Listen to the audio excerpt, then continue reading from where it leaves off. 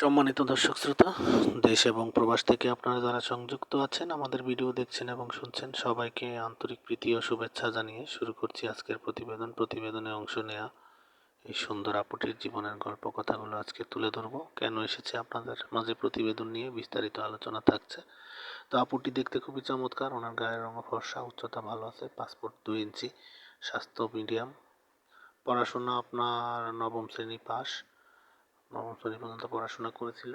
তো এর মধ্যে ওনার বাবা মারা যায়, সেই জন্য আর পড়াশোনা করতে পারেনি। বর্তমানে একটি এনজিওর অফিসে সহকারী হিসাবে কাজ করে।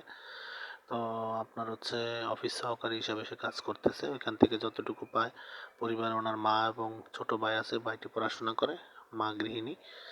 আর ওইটা দিয়ে মোটামুটি কোনো মতে জীবনযাপন করছে। তো আর্থিক অসচ্ছলতার কারণে মূলত বিয়ে শাদী বসতে পারছে না।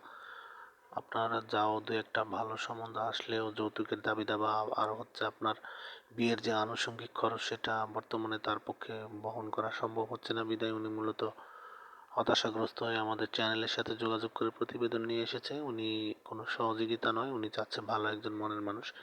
পাত্রের বয়স একটু বেশি হলে সমস্যা নেই, আর পাত্র অবশ্যই কর্মী হতে হবে। তো সেই ক্ষেত্রে আপনারা যারা আগ্রহী আছেন এই ধরনের পাত্রীর খোঁজে স্ক্রিনে দেওয়া নাম্বারে দ্রুত যোগাযোগ করে ওনার সাথে কথা বলে নাম ঠিকানা ডিটেলস সব কিছু জেনে সম্পর্ক তৈরি করতে পারেন।